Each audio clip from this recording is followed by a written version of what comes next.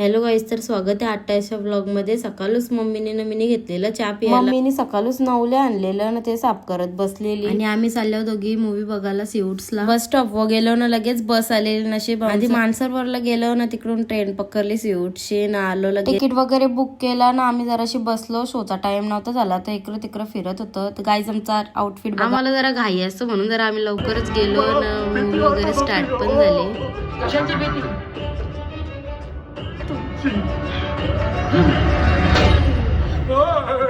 घोबाडकुंड बघितली movie, horror होती पण भारी होती। तर निघलो लगेच आम्ही जायला, ट्रेन वगैरे पण लागलेली। मग आजोला चालू तिकडे जेवून वगैरे घेतलं, निघलो। मग आम्ही लगेच घरी जायला, जवळच होता आमचे म्हणून चालत चालतच निघलेलो घरी जायला। चेंज वगैरे करून घेतला आम्ही दोघी पण। लगेच मम्मीने भाकरींचा पीठ मला सांगितलेलं, मम्मीने करपाला आणलेलं ना, त्याच साफ करायला घेतलेलं। मला लय मज्जा येतं, मला जाम आवडतं त्या। आमची बाय आलेली खाऊ जेवून, मला बघा काय बोलते ती। बाबा दे बाबा मी खाऊ